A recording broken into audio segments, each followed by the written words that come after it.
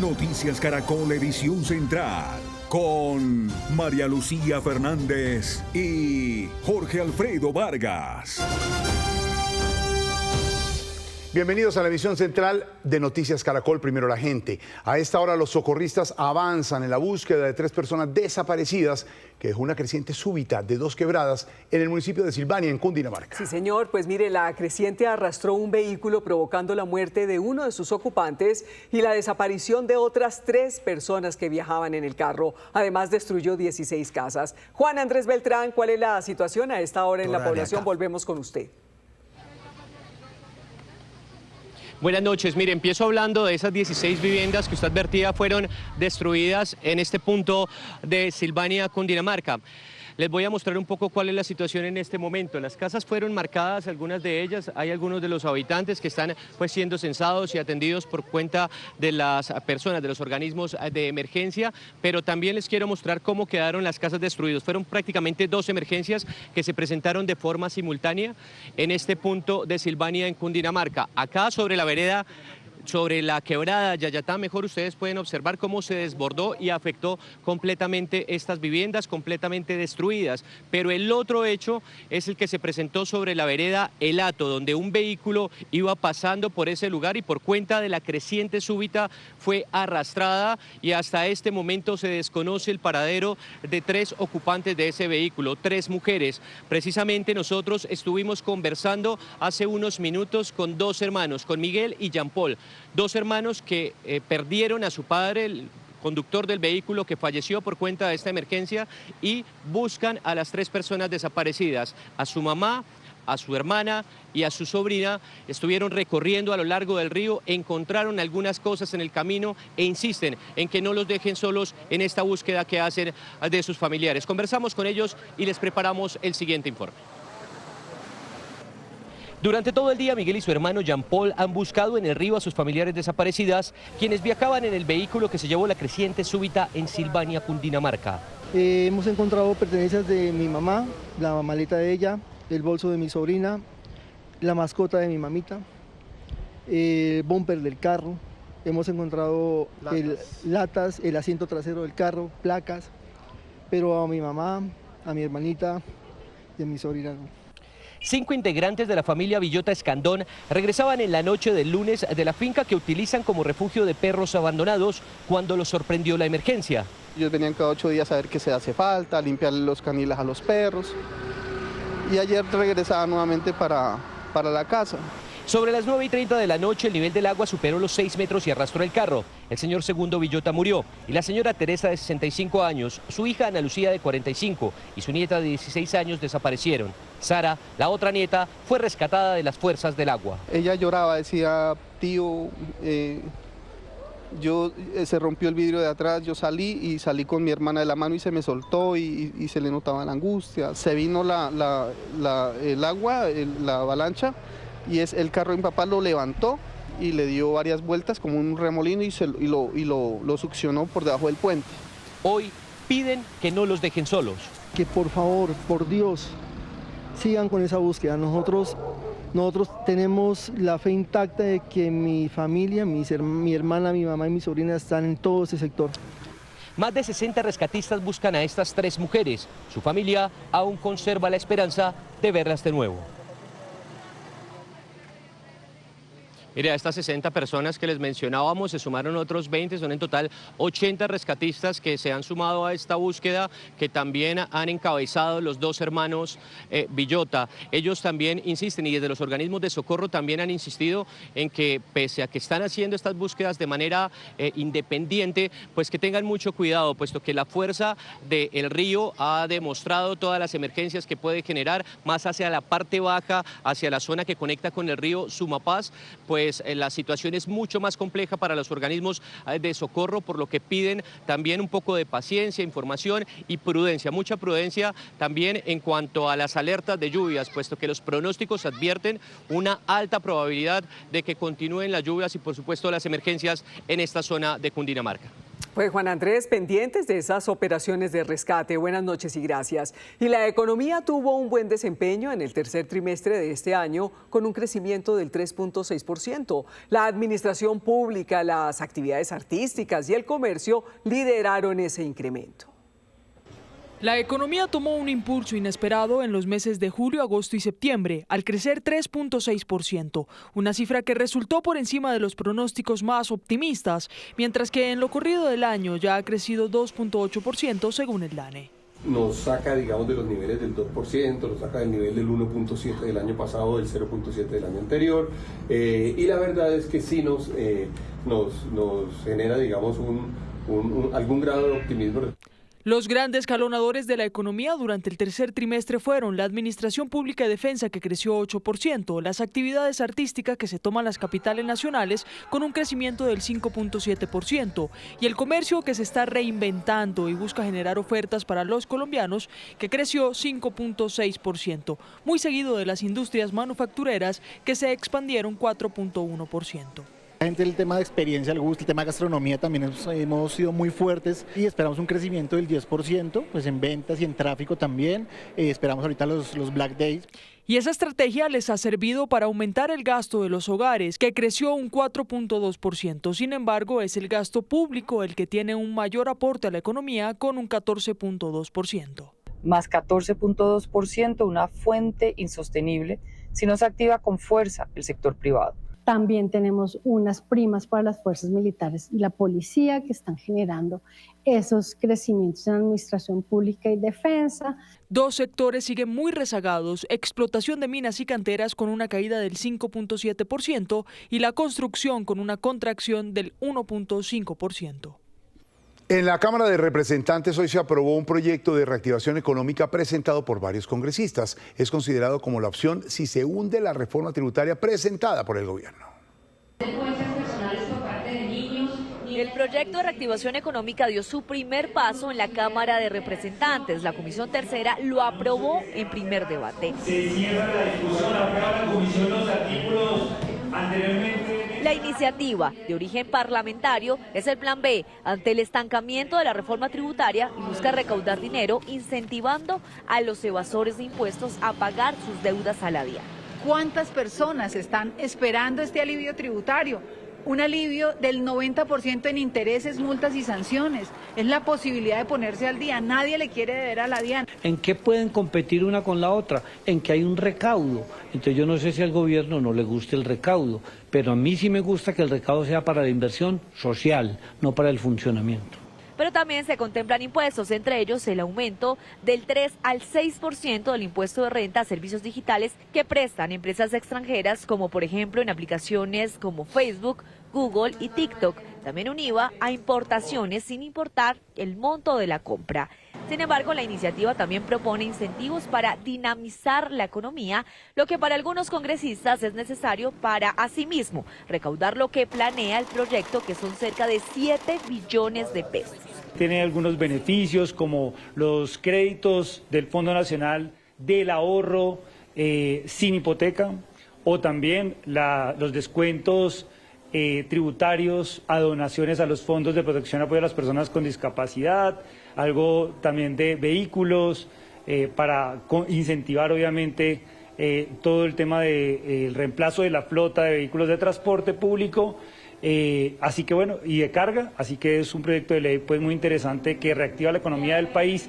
Este proyecto aparece como la alternativa para la tributaria, sin embargo, los congresistas aseguran que los tiempos no dan para su aprobación. Se aprobó en primer debate, tienen que pasar 8 días para el segundo debate en Cámara, después tienen que pasar cerca de 15 días para el primer debate en Senado, después para pasar al cuarto último debate otros 8 días, y pues ya estamos a menos de un mes de que se acabe el periodo legislativo. También quedó aprobada una audiencia pública para que el gobierno presente un informe sobre el impacto fiscal del proyecto.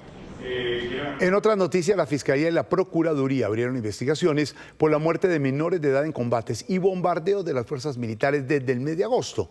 El gobierno y la fuerza pública defienden la ofensiva militar.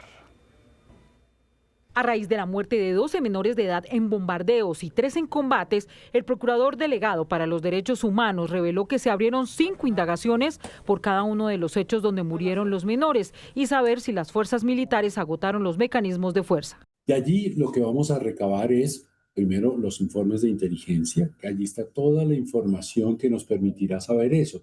Si se tomaron las precauciones necesarias, si se sabía qué previsiones se tomaron para intentar causarles el menor daño posible. Por su parte, la Fiscalía abrió una investigación por los bombardeos y el reclutamiento de menores al conocer que algunos de los menores muertos en esas operaciones militares fueron reportados como desaparecidos. El comandante de las fuerzas militares justificó los bombardeos y señaló que el presidente sabía de la presencia de menores de edad y aún así los autorizó. Al presidente se le informó de la situación, que la posibilidad de que haya menores, y él nos autorizó la operación.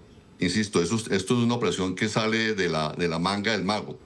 Aquí hay un planeamiento, hay unos principios muy bien claros del DIH, que son los principios de proporcionalidad, para no causar daño excesivo a la población, un principio también de distinción, donde uno define muy bien a quién va a atacar. Habló además de la distinción que hace la fuerza pública de los menores de edad en combate.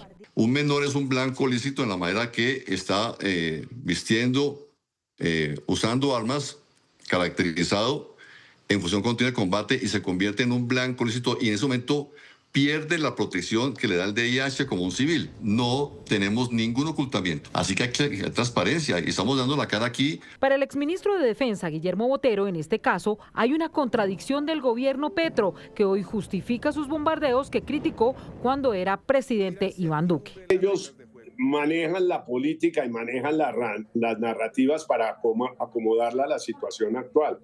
Ellos casi que están haciendo un copiar-pegar de lo que yo respondí frente al Congreso y frente a los medios de comunicación. El presidente Petro, en ese momento senador Petro, y el senador Roy Barreras y el señor Iván Cepeda están repitiendo hoy exactamente lo mismo que yo dije en su momento. Los organismos de control requirieron los informes de inteligencia de las operaciones para determinar si actuaron legítimamente o pasaron por alto el principio de proporcionalidad y precaución. Un ataque armado contra una patrulla del ejército en Arauca dejó 3 militares heridos. Al menos 10 disparos recibió el vehículo en el que se movilizaban los uniformados. El ataque se registró frente al parque infantil del barrio 20 de Julio, en la vía que comunica Arauquita con Arauca. Los militares heridos están fuera de peligro. Se desconoce cuál grupo al margen de la ley perpetró el atentado terrorista en la zona del Inquen, recordemos el ELN y las disidencias de las FARC. Y por otro lado, el Comité Internacional de la Cruz Roja anunció que cerrará 3 de sus sedes principales en Colombia y recortará su personal a partir del próximo año. La decisión, que afecta zonas azotadas por el conflicto armado, se da luego de la reducción de los recursos destinados a nivel global. Durante varios años hemos visto imágenes como estas en Colombia. El CICR tendiendo puentes para la liberación de muchos de los secuestrados que ha dejado el conflicto armado. Y es que durante más de medio siglo la Cruz Roja ha recorrido las diversas regiones del país para asistir y proteger a las víctimas del conflicto, a la población migrante y a varias comunidades que han sufrido vulneración de derechos. Por parte del CICR venimos a donarles 10 filtros. Son 13 sedes ubicadas en todo el territorio nacional, pero desde el próximo año serán solo 9. El Comité Internacional de la Cruz Roja anunció que cerrará las oficinas de Apartadó y Pasto y las subdelegaciones de Bucaramanga y Cali. El trabajo que realizaban en el nororiente del país lo coordinarán desde Cúcuta y para el suroccidente la responsabilidad estará a cargo de los equipos en Popayán. Digamos, repercute esencialmente es recorte de personal, recorte de recursos y por lo tanto una disminución en la capacidad y en la efectividad que tiene la Cruz Roja y otras ONGs que de alguna forma participan con ella para atender los desafíos sociales particularmente. El comité confirmó que la decisión se da por una disminución de los recursos globales para la acción humanitaria. Todo esto mientras las necesidades en Colombia son cada vez más apremiantes según la organización internacional. El recorte también implica el despido de más de 120 colaboradores. El comité de la Cruz Roja no tiene una relación directa obviamente con USAID o con la organización que en estos momentos la está supliendo, sino que sí, simplemente terceriza la ayuda. ¿Qué quiere decir eso? Que a través de proyectos que se gestan desde estas organizaciones, pues obviamente reciben los recursos que de alguna forma el gobierno de los Estados Unidos envía en forma de ayuda humanitaria.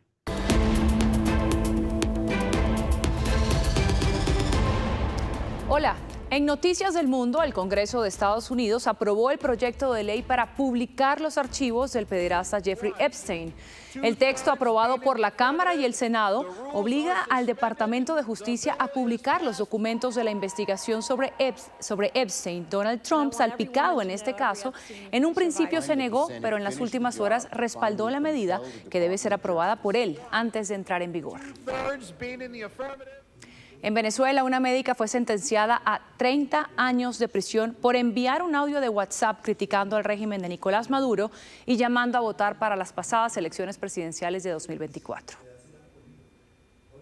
Ella es Margie Orozco, tiene 65 años y ha sido condenada a pasar 30 años de su vida en prisión. La razón, apenas por enviar un audio a un grupo de WhatsApp denunciando la grave crisis humanitaria y pidiendo votar en las elecciones presidenciales contra Maduro. No sé hasta cuándo vamos a tener que seguir soportando esta dictadura de Maduro que nos está matando de hambre a todos los venezolanos, Dios mío. Ya no hay comida, no hay medicinas, cada día es más difícil y uno siente que nadie escucha, por favor. A las 9 de la noche del pasado 5 de agosto de 2024, en San Juan de Colón, en el estado Táchira, la doctora Orozco fue detenida. Fue denunciada por un integrante chavista de los comités locales de abastecimiento CLAP, luego de enviar el mensaje por el grupo de WhatsApp. La pena máxima le fue dictada en su contra este 14 de noviembre por un tribunal penal a cargo de la juez de juicio Luz Dari Moreno.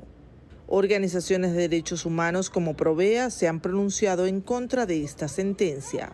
El mensaje que da el gobierno con esta sentencia es querer meter miedo para que la gente no opine.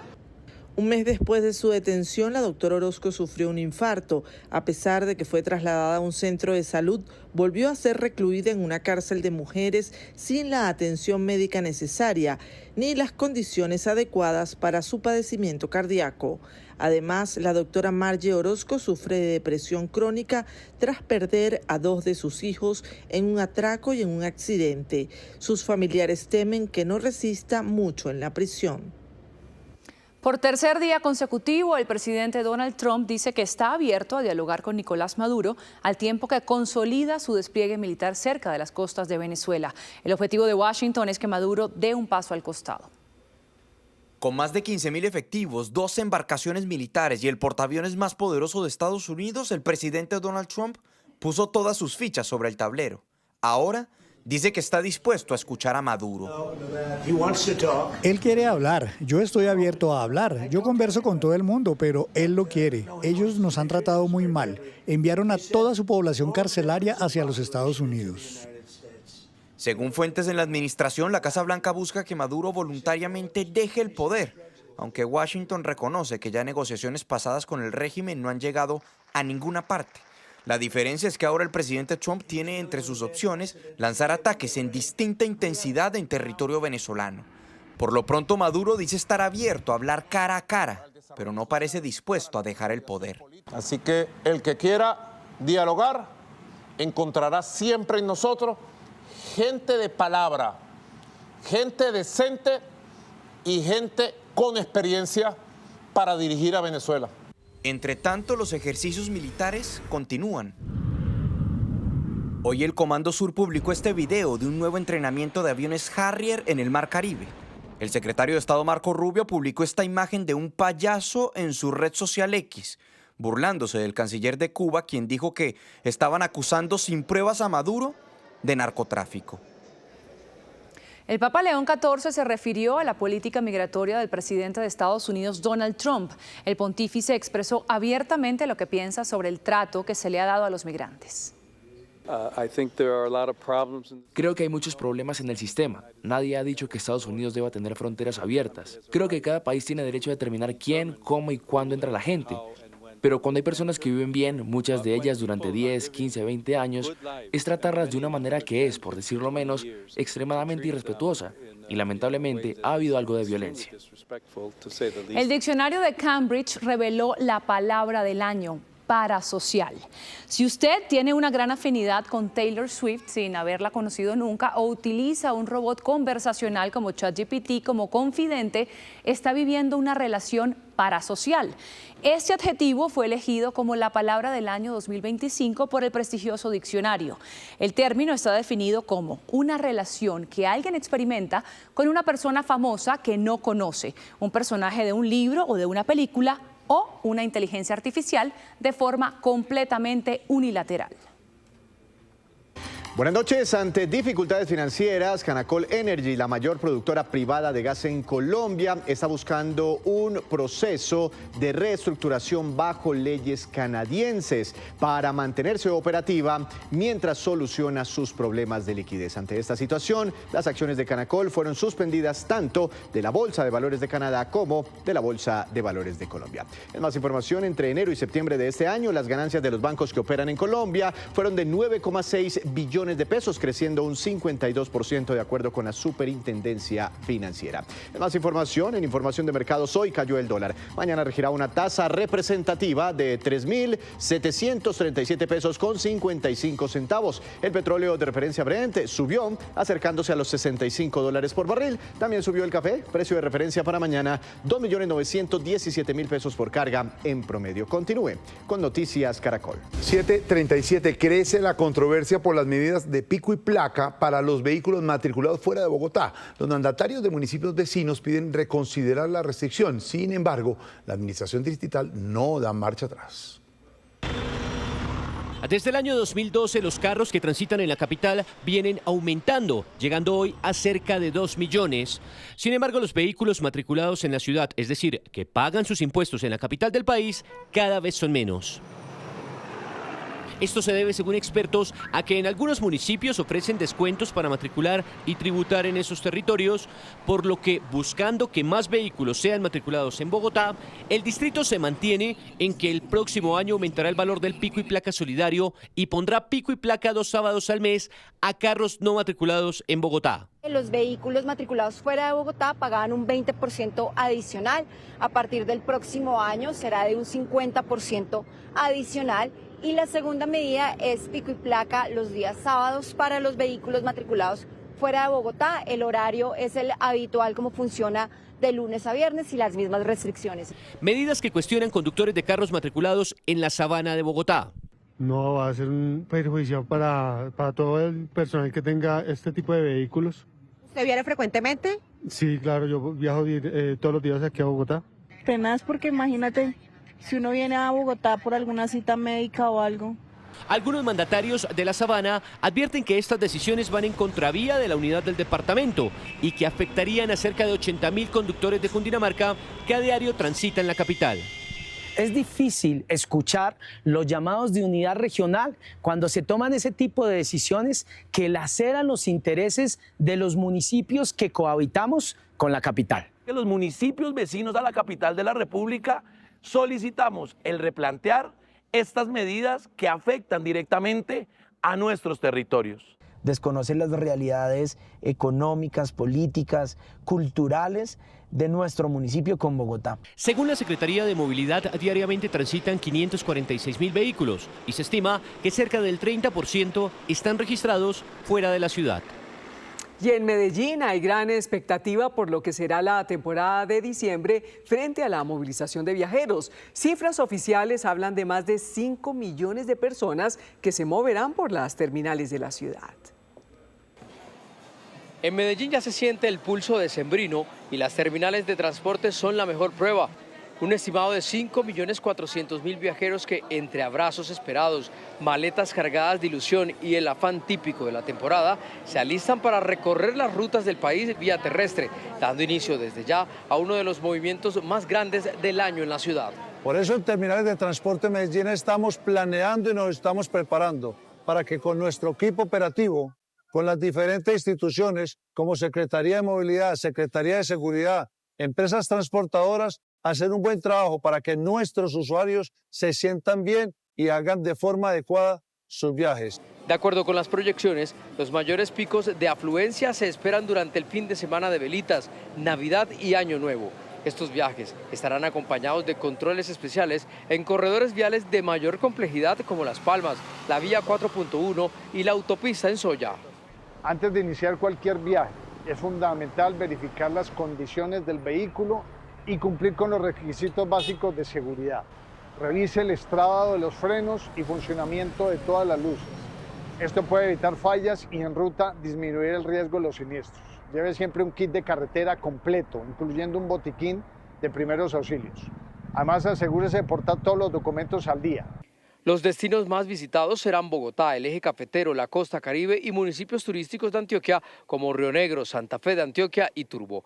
Además, se mantendrán los controles de seguridad frente a la explotación sexual comercial de niñas, niños y adolescentes. Momentos conmovedores de la naturaleza quedaron registrados por Arley Muñoz, guardaparques del Parque Nacional Natural Chingaza, quien captó 3 osas andinas compartiendo junto a sus crías. En este video, una osa andina amamanta a sus 2 crías.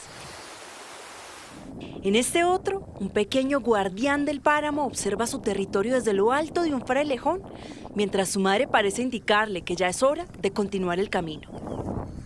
Y en este, otra madre reposa entre los pastizales del páramo junto a sus pequeños. Estas son solo algunas de las imágenes íntimas de la vida de los osos andinos en el Parque Nacional Natural Chingaza, registradas durante las últimas semanas por el guardaparques Arley Muñoz. He tenido la oportunidad de registrar 6 ositas, 6 individuos totalmente diferentes, cada una con su respectiva cría. 3 de ellas tienen de a 2 cachorritos y las otras 3 tienen de a un solo individuo. Según Muñoz, estos registros son una muestra del buen estado de conservación del páramo, un esfuerzo que, recalca, se ha logrado gracias a los 115 acuerdos de conservación entre el Parque Nacional Natural Chingaza y las familias campesinas que habitan en los alrededores del área protegida. Esto es una noticia muy importante, la población del oso andino sigue en crecimiento, pero aún así pues este sigue estando en un estado vulnerable. Y la idea es seguirlo conservando, pues este es un jardinero muy importante para los bosques altoandinos. Como explica Muñoz, el oso andino cumple un papel clave en la dispersión de semillas. Al alimentarse de frutos, transporta y deposita semillas en nuevas zonas, lo que favorece la regeneración de los bosques y de los páramos. Sin embargo, su población sigue amenazada por la pérdida de hábitat, la expansión agrícola y la fragmentación de los ecosistemas. Por eso, su conservación sigue siendo prioritaria.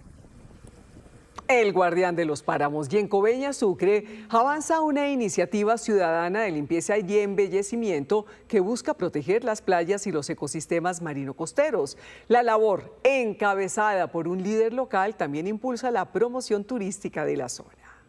Soy Elkin Alvis y esta es mi historia.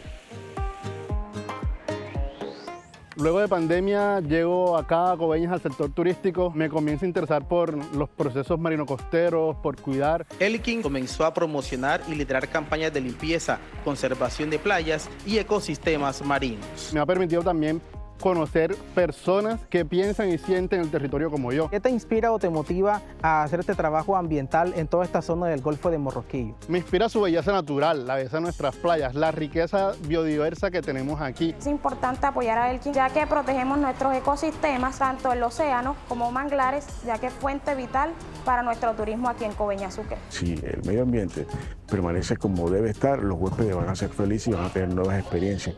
Por su dedicación, pasión y trabajo de protección ambiental en Coveñas, Sucre, Elkin Alvis Narváez es un colombiano que hace historia. Buenas noches y bienvenidos al Código Caracol. En el mundo político en Colombia se está hablando principalmente de las elecciones del próximo año. Tanto así que el propio presidente Gustavo Petro estuvo reunido la semana pasada con 2 aspirantes a la Casa de Nariño, Roy Barreras e Iván Cepeda. El mandatario los citó para hablar de la consulta del Frente Amplio que estaría programada para marzo con el fin de tener candidato de la izquierda.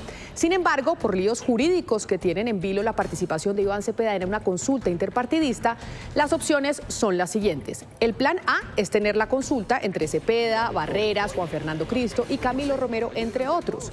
Si no se puede, ya se contempla que se van a primera vuelta individualmente. O que se pongan de acuerdo antes de la consulta. Por ejemplo, Juan Fernando Cristo y Iván Cepeda almorzaron también la semana pasada para empezar a coordinar detalles con miras a esa consulta o a una posible adhesión en caso de que esta no se pueda dar. Los temas alrededor de los cuales hablaron para que los acercamientos se concreten fueron la necesidad o no de reformar la Constitución del 91, qué hacer ante la crisis fiscal del país, qué acciones en el corto plazo se deben tomar en política exterior y qué hacer con la paz total. Mañana a las 7 de la mañana Cristo se lanza al agua para competir en la carrera presidencial con la intención de que se dé lo del Frente Amplio, aunque todo depende de que lleguen a un acuerdo en los puntos discutidos. La famosa alianza entre David Luna, Mauricio Cárdenas y Juan Manuel Galán, conocida como los del G3, tiene ya lista una campaña publicitaria para salir en medios de comunicación y así promover la recolección de firmas. El problema es que Luna y Cárdenas están en ese proceso, pero Galán ya tiene el aval del nuevo liberalismo y no podría hacer publicidad. El comercial está grabado y todo, pero jurídicamente tienen el lío de no poderlo publicar. En este momento, los abogados del nuevo liberalismo evalúan si pueden o no hacerlo, debido a que la norma les prohíbe a los que cuentan con un aval de un partido hacer publicidad en este momento. Es decir, mientras Luna y Cárdenas no tienen problema, Galán está mirando a ver cómo lo soluciona. ¿Podrán publicar el comercial? Ya veremos. Y hablando precisamente de esa coalición, varios los están llamando para acercarse, pues piensan que es más fácil ganarles a estos tres, que los ven más chiquitos en las encuestas, que sumarse a la que propone Abelardo de la Espriella, a quien ven ya muy adelante en la carrera y ven difícil poderle ganar. Lo que están buscando las coaliciones de derecha y centro derecha es ser las coaliciones más grandes posibles y ahí sacar el candidato. Por eso hay competencia. Y para cerrar, hoy estaba programado un debate en la Comisión Sexta de la Cámara de Representantes por parte de Susana Boreal del Pacto Histórico. La idea era pedirle a Cielo Rusinque, superintendente de Industria y Comercio, explicaciones sobre la autorización que dio de la fusión de Tigo y Movistar. Sin embargo, oh sorpresa, hoy del gobierno llamaron al orden a Boreal para que no los atacara y lograron que el debate no se diera. Antes de la programación del debate, hubo una reunión a puerta cerrada en la oficina del presidente de la comisión, en la que estuvieron Rusinque por parte del gobierno, Julián López, presidente de la Cámara, rebelde de la U y muy petrista, Jaiber Rincón, presidente de la Comisión Sexta de las Curules de Paz, y Susana Boreal. Ahí el debate se empezó a caer. La pregunta que se hacen muchos de los que están interesados en este tema, que son varios en el país, es por qué, si la decisión fue la correcta, como lo ha dicho la superintendente Rusinque, se hizo todo para que el debate no se diera. ¿Por qué no están abiertos a responder sobre los posibles efectos nocivos para la competencia en Colombia de permitir esa fusión? Hasta aquí el Código Caracol. A ustedes una feliz noche. Terminamos hasta aquí las noticias. Nos vemos a las 11:30 de la noche en última edición. Ya viene en el Gol Caracol, Colombia, Australia. Sí, señor. Y esto es Noticias Caracol. Primero la gente. Buenas noches.